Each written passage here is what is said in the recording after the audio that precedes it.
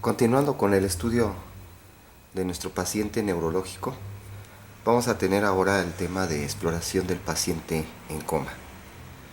Sabemos que es frecuente que en los servicios de emergencias o de urgencias se presenten pacientes que tienen alteraciones del estado de despierto y por lo tanto es importante hacer una exploración rápida, ¿sí? Y también tratar de localizar el nivel de lesión, ¿sí? Ya sea estructural o metabólica que pudiera tener el paciente que tiene alteraciones del estado de conciencia, para poder de esa forma tratar en forma adecuada a esos pacientes. Sabemos que las estructuras que regulan el estado de alerta se encuentran en la porción rostral del tronco cerebral. Entonces vamos a observar que el estado de despierto existen estructuras neuronales importantes que lo están regulando. Y esas estructuras que están dando origen al estado de despierto se van a localizar en la porción rostral del tronco cerebral, que sería en el tegmento del puente, en su porción superior, y de ahí se continúa hacia el tegmento del mesencéfalo. Estamos describiendo lo que se denomina la sustancia reticular activadora ascendente, que se encuentra, decíamos, en el tegmento de la porción rostral del puente, de ahí del mesencéfalo, y posteriormente va a proyectarse a lo que sería al diencéfalo, principalmente al tálamo y al hipotálamo, que son estructuras centroencefálicas. Se proyecta esta sustancia reticular o formación reticular activadora ascendente y hace relevo en el diencéfalo, en tálamo y en hipotálamo. En tálamo, sobre todo, es en los núcleos intralaminares. Y posteriormente de estas regiones del hipotálamo y del tálamo se va a proyectar a toda la corteza cerebral en los dos hemisferios cerebrales. Entonces esas son las estructuras que están regulando el estado de despierta. Si hiciéramos un corte coronal de los hemisferios cerebrales, tendríamos aquí un hemisferio cerebral y aquí el otro hemisferio cerebral. Y en la porción central decíamos el diencéfalo, principalmente por lo que sería el tálamo, y aquí el hipotálamo. Hacemos un corte transversal del mesencéfalo, así como también el corte transversal de la porción rostral del puente. Porción rostral del puente. Entonces, en las estructuras centrales profundas, es decir, en lo que sería el tegmento de la porción rostral del puente, y aquí periacueductal en el mesencéfalo, la sustancia gris periacueductal, con el haz tegmental central que se encuentra aquí a nivel del mesencéfalo, es donde se va a localizar la formación reticular activadora ascendente, proyectándose al diencéfalo, tálamo e hipotálamo, y después proyectándose a toda la corteza cerebral, dando en el electroencefalograma, cuando el sujeto está despierto, con los ojos cerrados, relajados, si le hacemos un estudio de electroencefalograma de superficie, observamos que da el ritmo alfa. El ritmo alfa, ¿sí?, va a ser, ¿sí?, un ritmo que va a ser aproximadamente de 8 a 12 Hz, la frecuencia del sujeto despierto, que es la frecuencia que se dice con la que está descargando la formación reticular activadora ascendente al diencéfalo y a su vez a toda la corteza cerebral. Pero cuando el sujeto está despierto y está atento, está recibiendo estímulos externos, como en este momento ahorita que estamos estudiando este video, va a ser un ritmo beta, donde baja el voltaje y se hace rápido el ritmo, que sería más de 12 Hz. Entonces ahorita estamos en ritmo beta. Recordemos que cuando el sujeto se empieza a quedar somnoliento, empieza a bajar la frecuencia y también aumenta el voltaje. Y entonces está en ritmo teta, ¿sí?, donde es más lento, ¿sí?, y estamos hablando más o menos de 3 a 7 Hz. ¿Sí? Cuando es menos de 2 Hz son las ondas, ¿sí?, delta, que serían menos de 3 Hz, que son de gran voltaje y muy lentas. Estas son generalmente patológicas. Esto es importante porque ya cuando se estudie lo que sería el diagnóstico de muerte encefálica, se vean alteraciones en el electroencefalograma como la que estamos estudiando ahorita, que cuando se muerte encefálica se presenta el silencio eléctrico, es decir, con ausencia de actividad cerebral en la corteza cerebral, que a su vez está recibiendo la estimulación de estructuras centroencefálicas, de la porción rostral del tronco cerebral, así como del diencéfalo.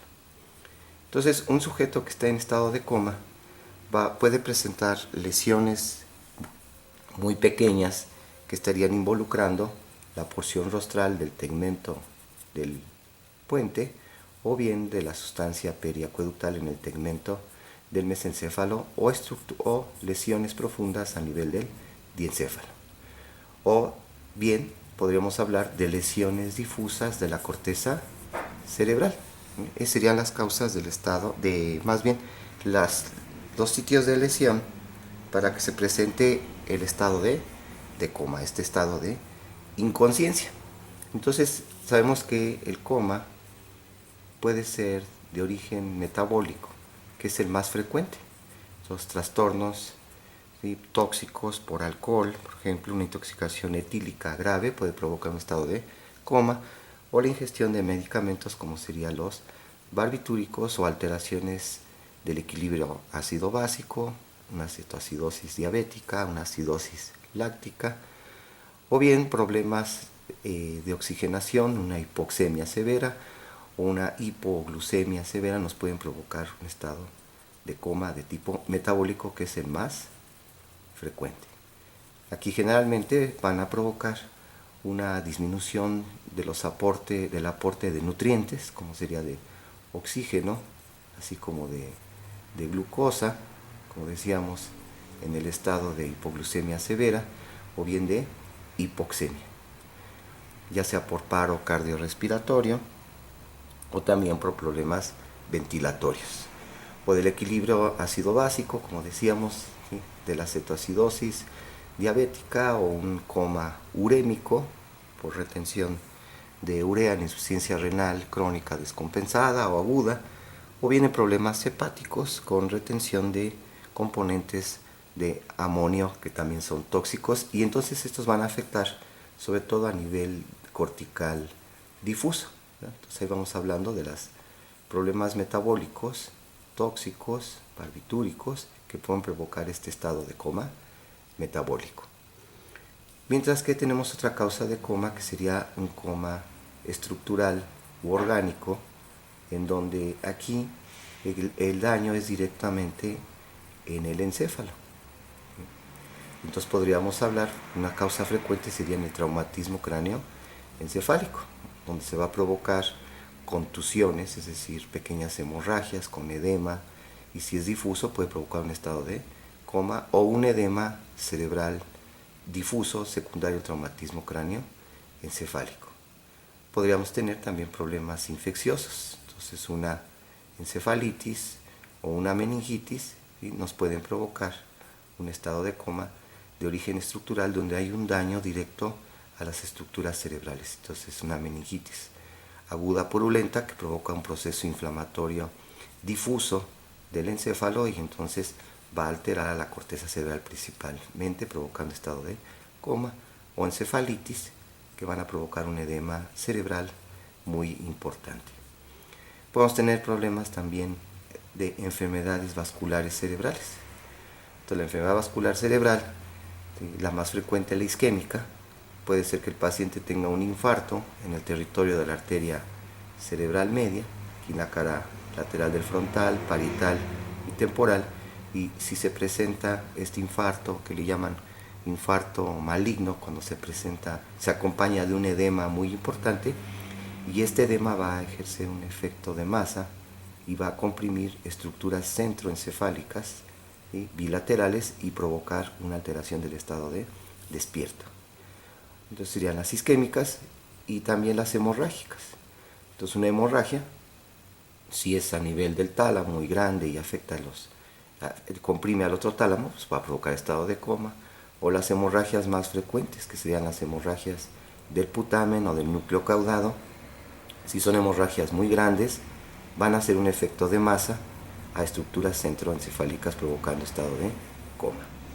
O bien podemos tener lesiones tumorales neoplásicas. Entonces las neoplasias, estas neoplasias pueden provocar un síndrome de hipertensión endocranial, y al aumentar la presión endocranial se disminuye la presión de perfusión cerebral. La presión de perfusión cerebral, sabemos que los principales factores que la regulan son la presión arterial media menos la presión intracraneal. Claro que también tienen influencia las resistencias periféricas. Entonces un sujeto que tiene una neoplasia se va a ir incrementando la presión intracraneal, en forma refleja se incrementa la presión arterial media, y de todos modos, sí, a pesar de que se aumenta la presión arterial media, si sigue incrementándose la presión intracraneal, va a provocar una disminución de la presión de perfusión cerebral. Recordemos que la presión arterial media es en promedio de 90 y la presión intracraneal es de 10, es decir, la presión con la que se está perfundiendo el cerebro es de 80 milímetros de mercurio.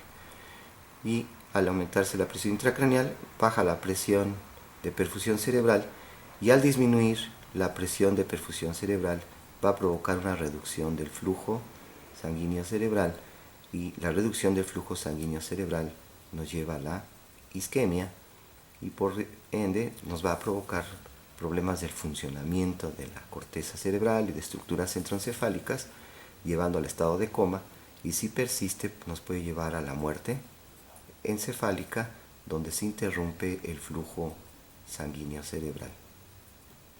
Bien, entonces podemos tener también la hidrocefalia, ¿sí? Aumento de la cantidad de líquido intracraneal, y esta hidrocefalia generalmente lo que va a provocar es aumento de la presión intracraneal, dando origen a este proceso que decíamos de disminución de la presión de perfusión, del flujo sanguíneo cerebral, una isquemia, y por lo tanto puede llevar al estado de coma hasta la muerte encefálica. Recordemos que para una forma muy rápida para valorar el estado de despierto de los pacientes existe lo que se denomina la escala de coma de Glasgow, ¿sí? Que es una escala descrita por el doctor Jennett en la ciudad de Glasgow, en Escocia, ¿sí? En donde se pudo valorar, ¿sí?, lo que sería el estado de despierto de los pacientes, la escala de coma de Glasgow, que es una forma rápida de valorar a nuestros pacientes en estado de coma. Y aquí valora 3 parámetros. ¿Cuáles son esos 3 parámetros? Son la apertura ocular, entonces la apertura de los ojos, en donde si el paciente tiene los ojos abiertos en forma espontánea, ¿sí?, le damos una puntuación de 4. Si los abre al estímulo verbal, pero al dejarlo de estimular verbalmente, vuelve a quedar con los ojos cerrados, le damos una puntuación de 3. Si los abre solamente al estímulo doloroso, le damos 2. Y si no los abre, si está ausente la apertura ocular, le damos una puntuación de 1. El siguiente parámetro es la respuesta verbal. Entonces se le pregunta al paciente su nombre, el lugar en el que está, la fecha, y lo contesta en forma adecuada, es decir, es una respuesta verbal orientada, le damos una puntuación de 5. Si el paciente le preguntamos el lugar y nos contesta el lugar pero no es el adecuado, si le preguntamos la fecha y nos responde fecha pero no es adecuada, es decir, está desorientado, si la respuesta verbal es desorientada, le damos una puntuación de 4.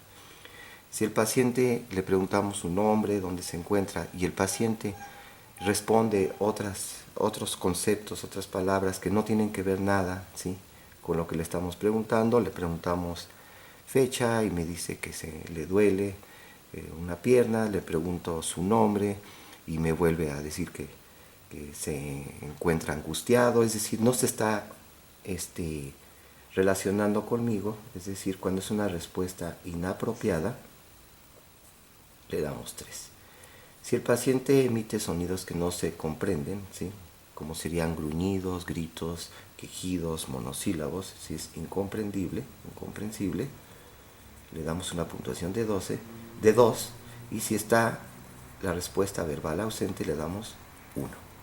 Y por último, el otro parámetro que valoramos en la escala de coma de Glasgow sería la mejor respuesta motora, que se dice que es el parámetro más importante dentro de la valoración de la escala de coma de Glasgow, ya que es es un parámetro que nos da muy buena orientación sobre el pronóstico del paciente, y también ya veremos que nos da el nivel de la lesión cuando el paciente está en estado de coma. Entonces, la respuesta motora es la adecuada, es decir, le digo al paciente que levante sus brazos, levante sus piernas, y lo hace en forma adecuada, le damos 6. Hay que recordar que aquí no estamos valorando la fuerza motora, porque puede ser que el paciente tenga debilidad de una extremidad, y hasta el mismo paciente dice: mi doctor, es que siento débil la mano derecha, ¿sí? Entonces, pero estamos valorando su control de su corteza cerebral hacia sus extremidades, es lo que estamos valorando. Entonces, si el paciente tiene una respuesta motora adecuada, le damos 6. Si el paciente puede ser que no me obedezca, que mueva una u otra extremidad, pero yo al estímulo doloroso veo que el paciente localiza el dolor, es decir, le puedo estimular la mano y el paciente hasta se defiende, ¿sí?, hace la defensa de localizar el dolor, le damos un 5. ¿sí? Si el paciente, ¿sí?, al dolor lo único que hace es retirar la extremidad, no vemos que se defienda, ¿sí?, del estímulo doloroso que le estoy haciendo en una extremidad, en un pie o en la mano, ¿sí?, es decir, solamente retira al estímulo doloroso, le damos una puntuación de 4. Y posteriormente ya teníamos unas respuestas que son totalmente, ¿sí?, de gravedad. Primero tendríamos una respuesta donde el paciente presenta una flexión anormal, donde flexiona las extremidades superiores y las extremidades inferiores las extiende, es decir, es una respuesta de flexión anormal, o también se denomina de decorticación.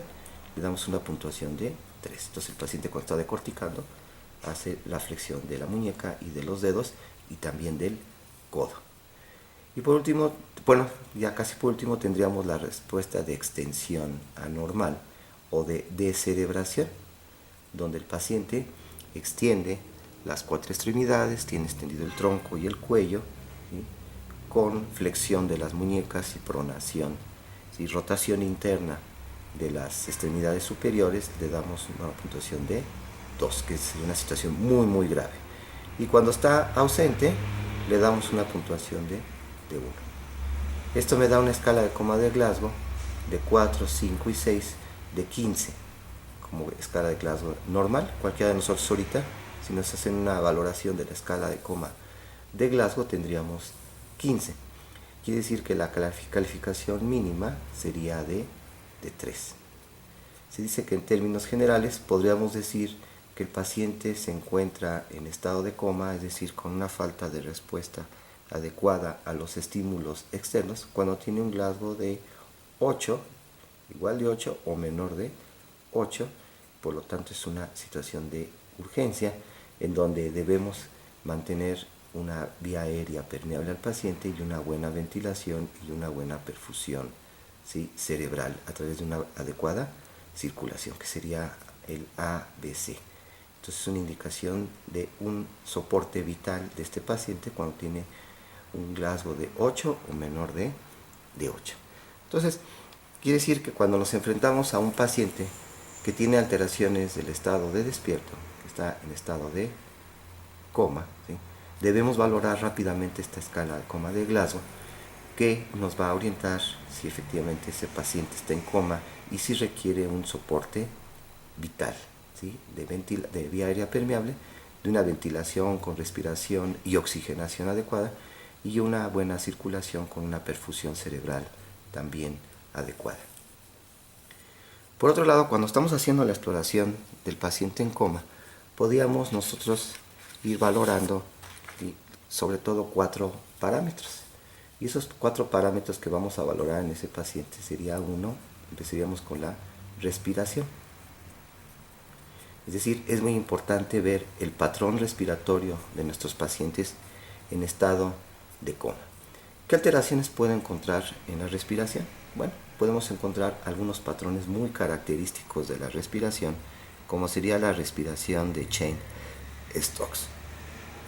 Esta respiración de Cheyne-Stokes, ¿sí?, la forma en que la podemos nosotros identificar es que el paciente, después de un periodo de apnea, empieza a tener ventilaciones, ¿sí?, cada vez más profundas y más rápidas, y posteriormente empieza otra vez a disminuir este ritmo respiratorio lentamente para otra vez caer en la apnea, y después de un periodo de segundos de apnea empieza otra vez a tener respiraciones cada vez más profundas, más rápidas, y posteriormente va decayendo lentamente, ¿sí? Es la respiración que le dicen algunos autores en máquina, como cuando estuviera arrancando una máquina y después va disminuyendo la velocidad de esa máquina, ¿sí? Es la respiración de Cheyne-Stokes. Esta respiración de Cheyne-Stokes, ¿sí?, puede ser que se encuentre en condiciones fisiológicas normales, y lo podemos encontrar en nuestros viejitos, en los pacientes ancianos, cuando están durmiendo, ¿sí?, el paciente puede tener este tipo de respiración y es totalmente normal. Recordemos que este ritmo respiratorio se presenta por una hipersensibilidad del centro respiratorio, de la protuberancia y de la médula oblongada o bulbo raquídeo, donde se hace muy sensible a los cambios de presión de CO2. De tal manera que en el periodo de apnea se incrementa el CO2 y en el periodo de hiperventilación se disminuye el CO2, y de ahí que se presenten estos periodos de apnea y de hiperventilación en forma creciente y después decreciente paulatinamente. También se puede presentar entonces en ancianos, en el sueño, ¿sí?, un sujeto, aunque no sea un anciano, puede presentarlo en el estado de sueño, y también en grandes altitudes. Entonces, cuando se sube a grandes altitudes sin oxígeno, se puede presentar también este ritmo respiratorio. Aquí lo importante sería saber si esta respiración de Cheyne-Stokes es patológica. Entonces, en unas condiciones que se puede ser patológica sería en lesiones estructurales del sistema nervioso. Y se ha visto que en lesiones estructurales del sistema nervioso, esta respiración se presenta cuando hay una lesión cortical difusa. Es decir, lo que veíamos hace rato de la corteza cerebral, ¿sí?, una lesión cortical difusa me puede dar origen a esta respiración, o también una lesión centroencefálica, es decir, una lesión de los tálamos, ¿sí?, me lo puede dar este tipo de respiración. Entonces tendríamos también lesiones diencefálicas bilaterales. Entonces, diencefálicas bilaterales. Entonces, si es un paciente que tiene un daño orgánico estructural, ¿sí?, hay que pensar en este tipo de lesiones, una cortical difusa. Pero también puede presentarse en trastornos no estructurales, es decir, en trastornos metabólicos, este tipo de respiración.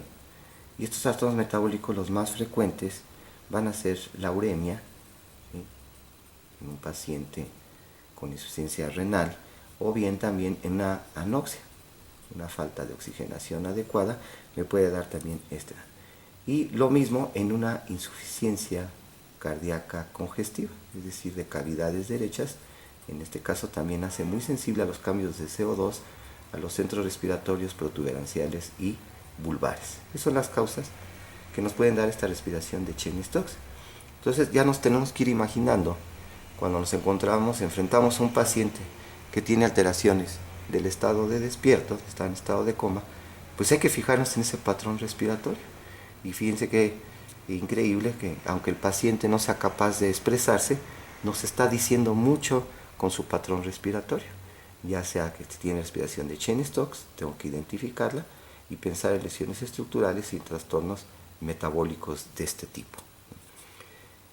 ¿Qué otro trastorno respiratorio puedo ver en mi paciente? Sería una hiperventilación, lo que se llama la hiperventilación neurogénica, ¿sí?, central. Hiperventilación neurogénica central. Esta hiperventilación neurogénica central, ¿en qué consiste?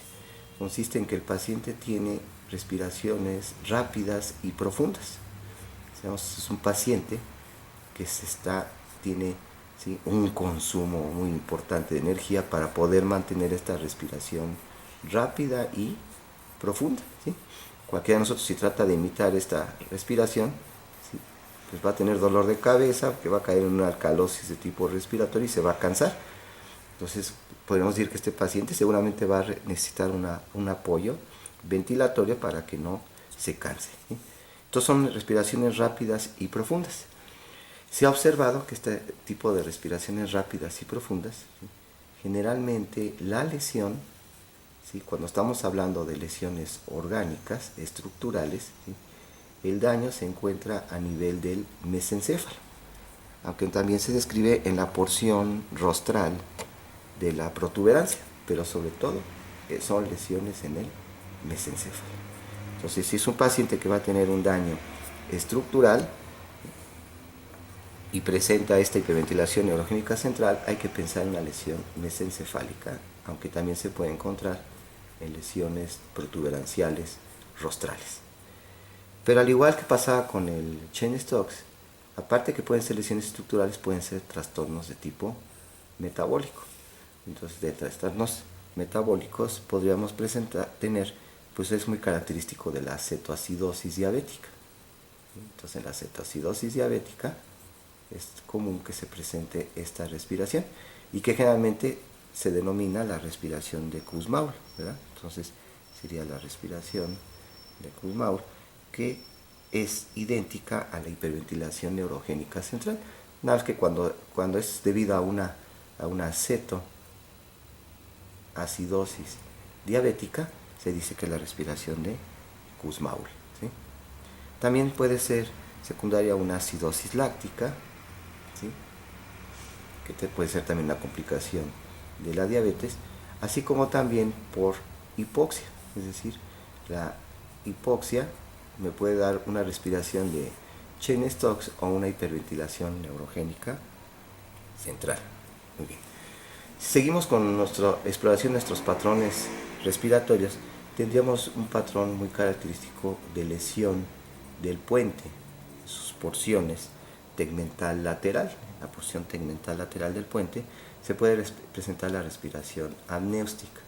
Esta respiración apnéustica, que la encontramos aquí en lesiones del puente, en sus porciones, decíamos, del tegmento en su región lateral. Entonces, aquí en el tegmento lateral podemos encontrar este tipo de respiración apnéustica, en donde el paciente presenta una apnea en inspiración. Entonces, el paciente inspira, cae en apnea y después hay una expiración. Inspira, ¿sí?, y en expiración cae en apnea, ¿sí?, y después ya expira. Es la respiración apnéstica, sobre todo lesión tegmentaria lateral del puente, cuando estamos hablando de lesiones de tipo estructural. Esto es una inspiración, ¿sí?, sostenida o mantenida en lesión del puente. Y por último tendríamos una respiración, que es una respiración ya del paciente agónico, que es la respiración atáxica, ¿sí?, que algunos autores denominan de Biot, ¿verdad?, la respiración atáxica o de Biot, que es una respiración totalmente irregular, donde el paciente puede tener periodos de hiperventilación, de apnea, suspiros, ¿sí?, o también una apnea en inspiración, ¿sí?, alguna otra expiración, ¿sí? Es decir, es una respiración totalmente irregular y que nos habla de una lesión ya de centros vitales, del centro respiratorio en este caso, en la porción dorsomedial del bulbo. Entonces ya nos está hablando de una lesión vulvar en la región, ¿sí?, dorsomedial del bulbo, donde se encuentra la formación reticular que forma el centro respiratorio.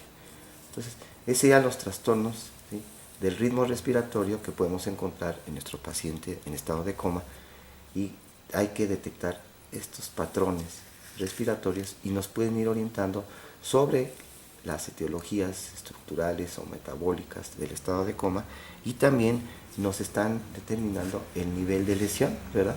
Ya decíamos, si tiene una respiración de Cheyne-Stokes, corticales difusas, diencefálicas.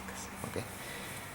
¿Qué otro dato clínico hay que explorar en estos pacientes en estado de coma? Entonces vamos a explorar las pupilas.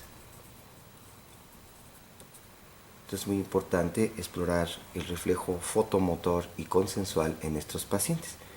Entonces podemos tener pacientes que tengan unas pupilas que tienden a la miosis, pero con respuesta a la luz.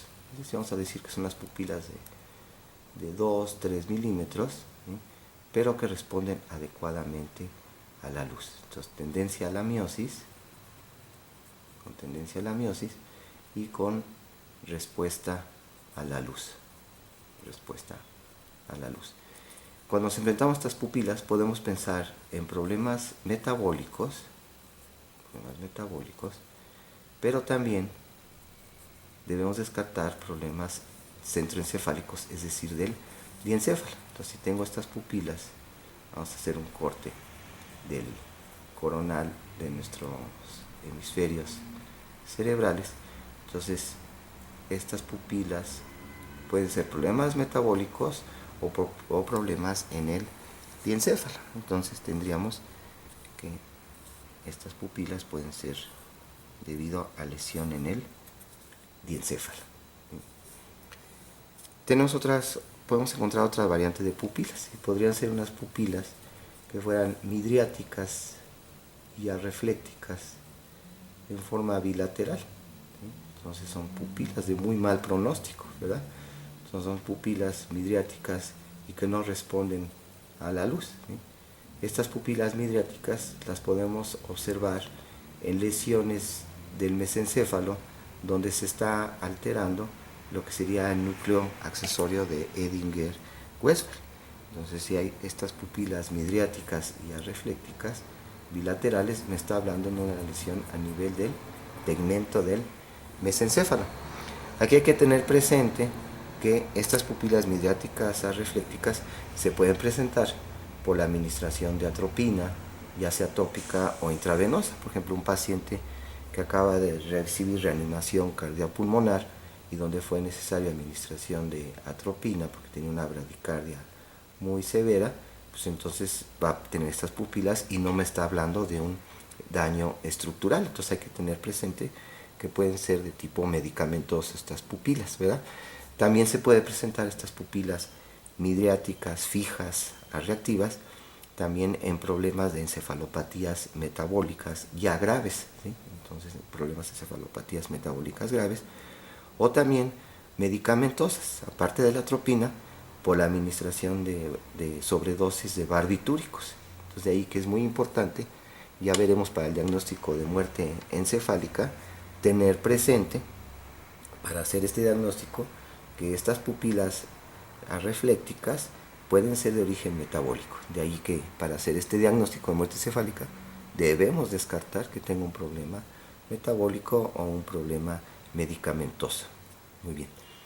Puede ser que encontremos una anisocoria pupilar, es decir, que encontremos una pupila normal y la otra una pupila totalmente dilatada y arreactiva.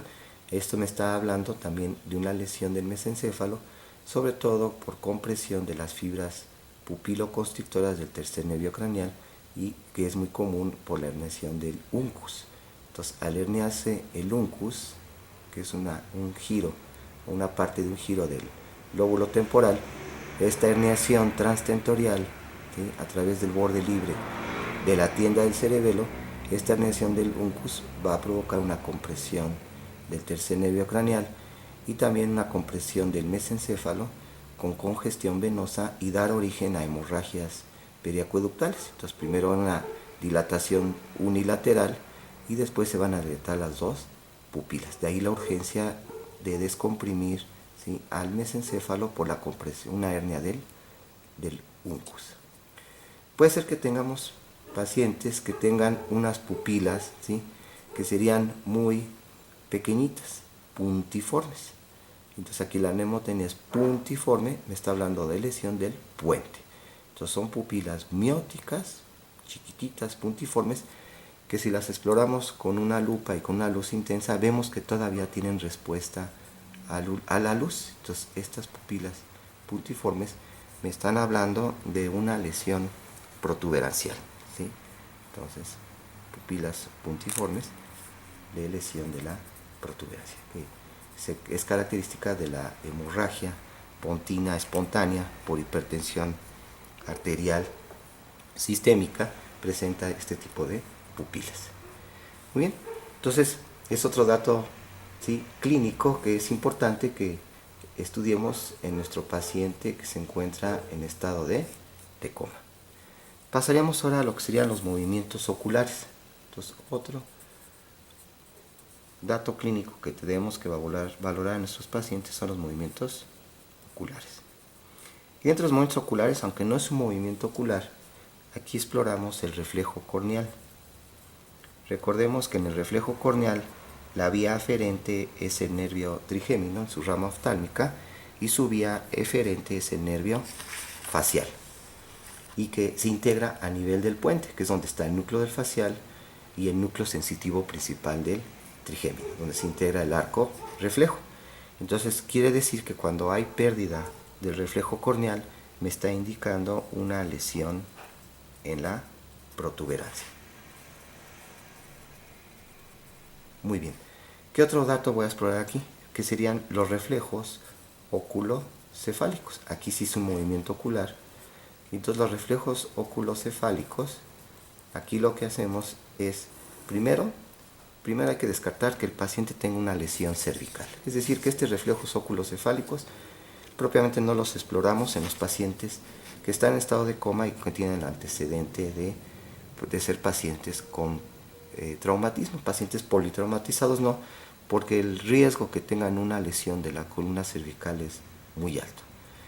Entonces, una vez que se descartó una lesión de la columna cervical, sí lo podríamos explorar. Entonces, por ejemplo, en este paciente que está en coma, que estamos pensando que es un coma metabólico, que son los más frecuentes, podemos rotarle la cabeza al paciente.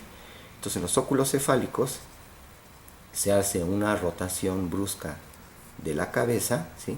Y al rotar la cabeza se ve que si están presentes estos reflejos oculocefálicos, los ojos rotan hacia el lado contrario de la rotación. Entonces, si lo roto hacia el lado izquierdo la cabeza, los ojos se desvían hacia el lado derecho y posteriormente regresan a la posición primaria. Este reflejo oculocefálico solamente se puede desencadenar en pacientes que están en estado de coma, ya que cualquiera de nosotros, si está despierto, ¿sí?, el lóbulo, al estar consciente, ¿sí?, recibe el lóbulo occipital y el lóbulo occipital tiende a fijar la mirada en cualquier estímulo externo. Pero si el paciente está en coma, pero está íntegro el tronco cerebral, es decir, tiene una lesión arriba del tronco cerebral, arriba del tentorio, de los hemisferios cerebrales, pero está íntegro su tronco cerebral, los óculos cefálicos van a estar presentes. ¿Qué otros reflejos tenemos? Tenemos los óculovestibulares. Y el reflejo óculovestibular va a consistir en que vamos a irrigar con agua fría el conducto auditivo externo del paciente. Para explorar este reflejo óculovestibular es importante que el conducto auditivo externo esté permeable, ¿sí?, que la membrana timpánica esté íntegra. Entonces aquí lo que hacemos generalmente es irrigar con agua fría este conducto auditivo externo del paciente. Para esto es idóneo, ¿sí?, levantar la cabeza del paciente, ¿sí?, 30 grados para que el conducto semicircular lateral o externo quede totalmente perpendicular al plano horizontal de la cama, porque recordemos que está inclinado 30 grados hacia abajo este canal semicircular.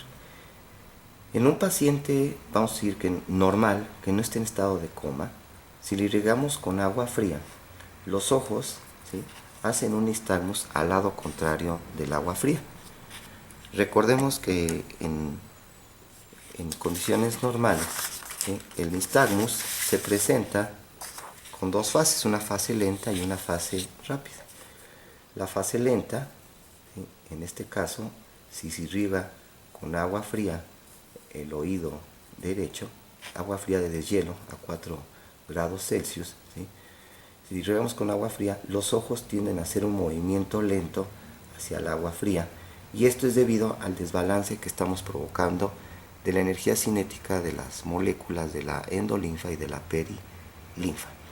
Entonces los núcleos vestibulares que están en el puente provocan una desviación lenta de la mirada hacia el agua fría, pero la corteza cerebral, ¿sí?, el lóbulo frontal, ¿sí?, detecta que se está desviando los ojos en forma refleja, y entonces va a hacer una corrección. Y entonces de la corteza cerebral van a salir estímulos que van a corregir la desviación de la mirada, y entonces van a provocar desviación de la mirada, pero ahora en forma muy rápida hacia el lado contrario del agua fría, ¿sí? Entonces vemos que los ojos presentan un nistagmus, y recordemos que el nistagmus se describe por su fase rápida, que es la más, ¿sí?, clínicamente la más visible, y entonces dice que tiene un nistagmus, en este caso un nistagmus hacia la derecha, e irrigamos el oído del lado izquierdo. Es en condiciones normales. Vamos a pensar en un sujeto que tiene un estado de coma, donde hay una, ¿sí?, una pérdida de la función del cerebro, ¿sí?, de la corteza o del diencéfalo. En estas circunstancias, ¿sí?, va a estar íntegro el tronco cerebral.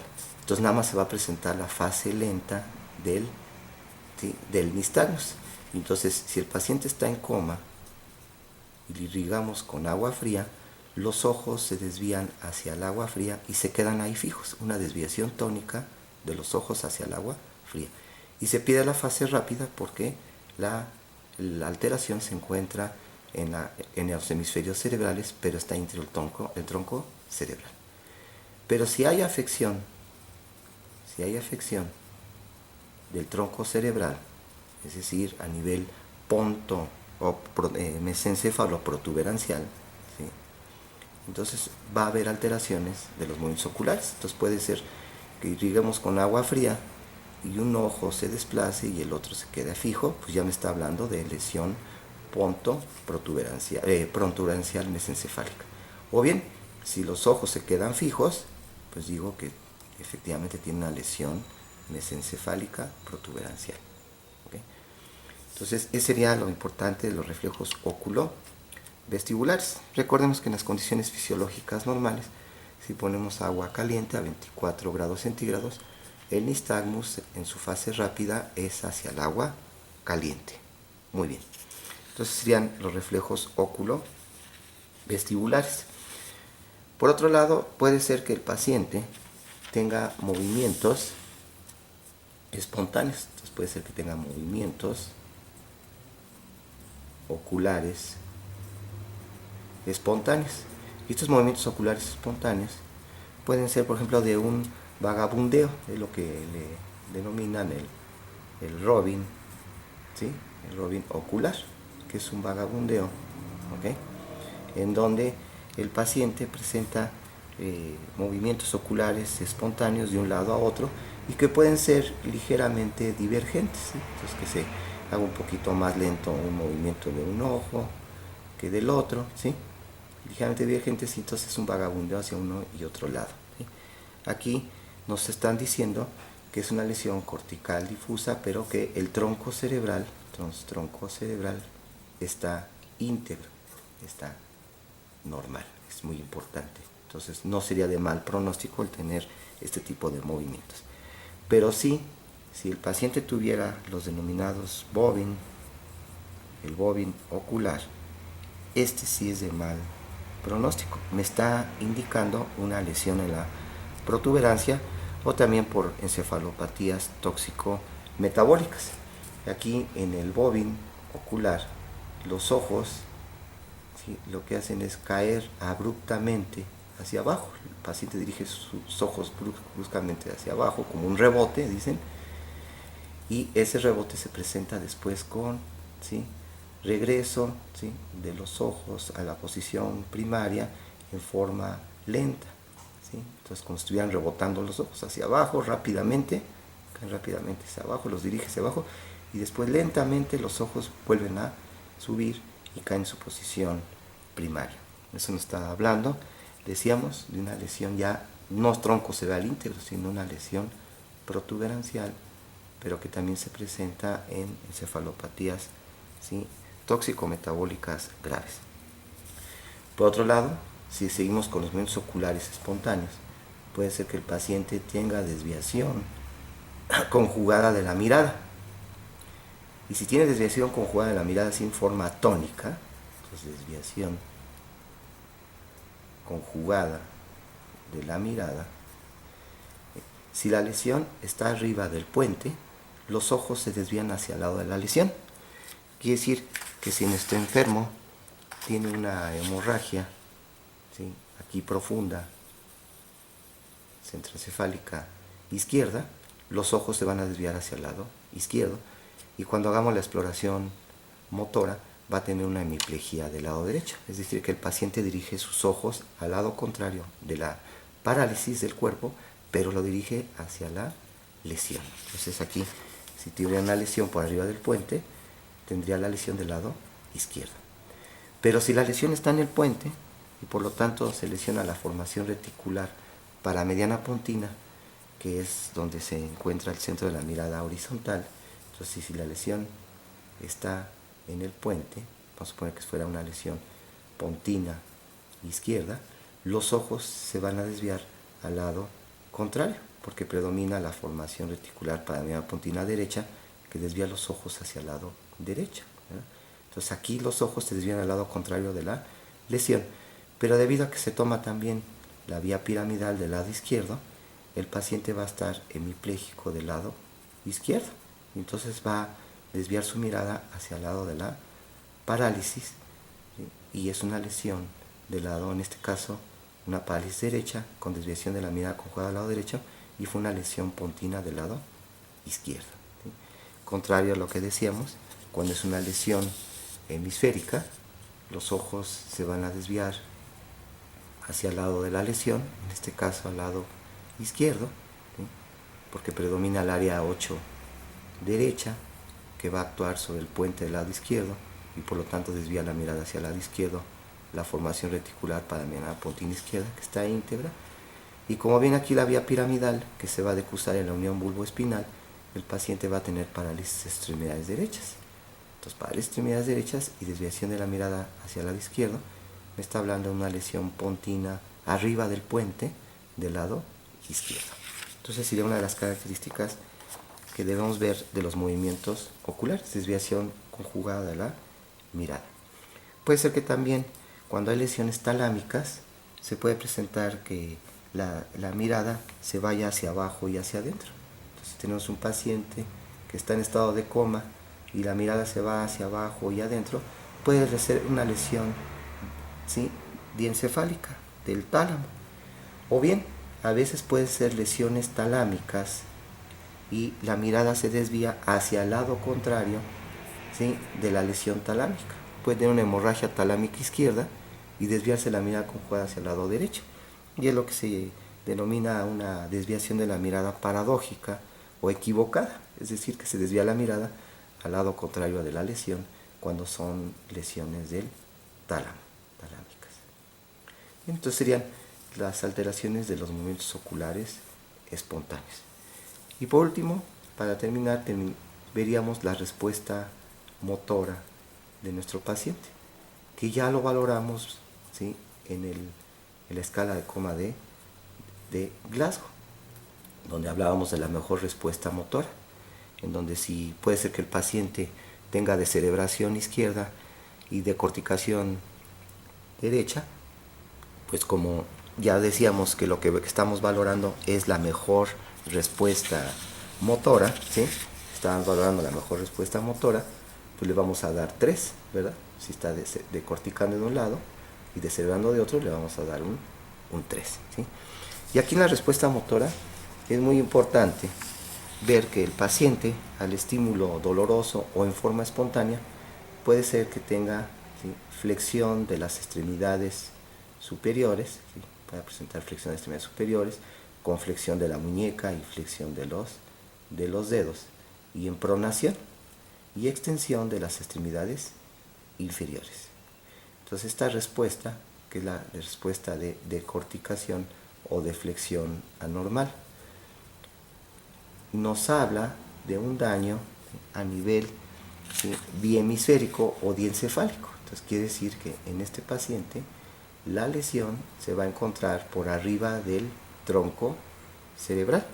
Entonces la lesión en este paciente va a estar a este nivel, cortical difusa o centroencefálica.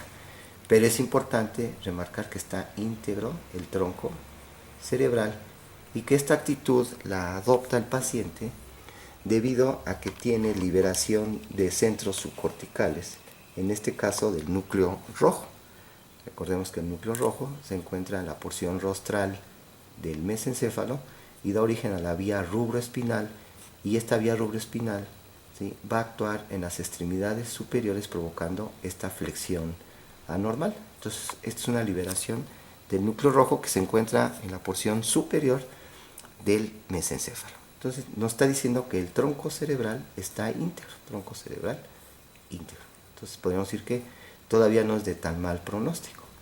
Pero si mi paciente, al estímulo doloroso o en forma espontánea, presenta hiperextensión de las extremidades superiores con rotación interna, flexión de las muñecas y de los dedos, y también presenta una extensión de las extremidades inferiores, y estas tienen generalmente estar en rotación interna con extensión del cuello y del tronco, sería una respuesta de extensión anormal, que sería la respuesta de descerebración.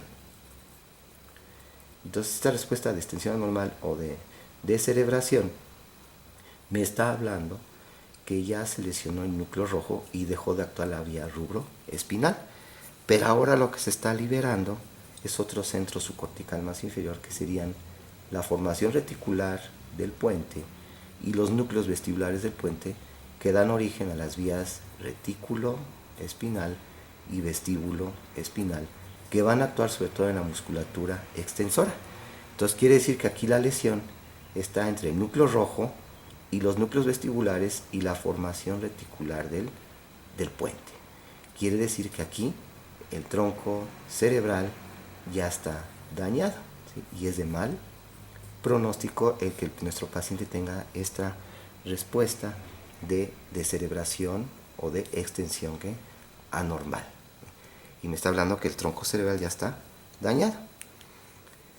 Entonces, por eso decíamos que en la respuesta, en la escala de coma del Glasgow, la respuesta motora es la que nos da un valor pronóstico. Es decir, que si el paciente tiene una extensión anormal, quiere decir que ya tiene una lesión del tronco cerebral. Y si todavía tiene una flexión anormal, la lesión está arriba del tronco cerebral, es decir, es en los hemisferios cerebrales, y tiene más posibilidades de salir este paciente adelante. Entonces, de esa forma, cuando nos enfrentamos a un paciente en estado de coma, yo puedo ir viendo que si el paciente tiene unas pupilas midriáticas, reactivas, ¿sí?, paralíticas, pues puede ser que se asocie con una respiración, ¿sí?, ¿de qué tipo? Sería una hiperventilación neurogénica central, porque sé que la lesión está a nivel del mesencéfalo, y ya decíamos que se presenta a nivel de mesencéfalo esta respuesta de hiperventilación, y que estas pupilas midriáticas reactivas con hiperventilación neurogénica central, seguramente los movimientos oculares van a estar alterados, va a tener trastornos de los reflejos oculovestibulares y oculocefálicos. Entonces puede haber desconjugación de la mirada, rotar bruscamente la cabeza, oculocefálicos, o puede haber una desconjugación o falta de movimiento de los ojos cuando se irriga con agua fría. Y entonces me está hablando que este paciente que tiene respiración de hiperventilación neurogénica central, pupilas midriáticas reactivas, va a tener trastornos en los movimientos oculocefálicos y oculovestibulares, porque ya tiene una lesión mesencefálica y protuberancial, y que también se puede asociar con qué respuesta, no con decorticación, sino con descerebración, porque en la descerebración la lesión ya está aquí ponto mesencefálica, protuberancial y mesencefálica. Y si un paciente encuentro que tiene una respiración de Cheyne-Stokes y estoy pensando en un daño estructural, pues pienso que las pupilas pudieran estar mióticas con respuesta a la luz, que ya decíamos que estas lesiones, estas pupilas se presentan en lesión diencefálica o biemisférica y va a tener respiración de Cheyne-Stokes. Y quiere decir que la lesión está por arriba del tronco cerebral. Quiere decir que los movimientos oculares, ¿sí?, tanto los reflejos oculocefálicos como oculovestibulares van a estar normales, ¿verdad? Y que la respuesta motora, debido a que la lesión está arriba del tronco cerebral todavía, pues va a ser una respuesta de decorticación. Entonces es muy interesante cómo, ¿sí?, se puede ir determinando el nivel de lesión estructural en estos pacientes a través de esta exploración tan simple como es la exploración de la respiración, de las pupilas, de los movimientos oculares y con la respuesta motora, y asociándolo a la valoración que hacemos desde el servicio de urgencias, que sería de la escala de coma de Glasgow.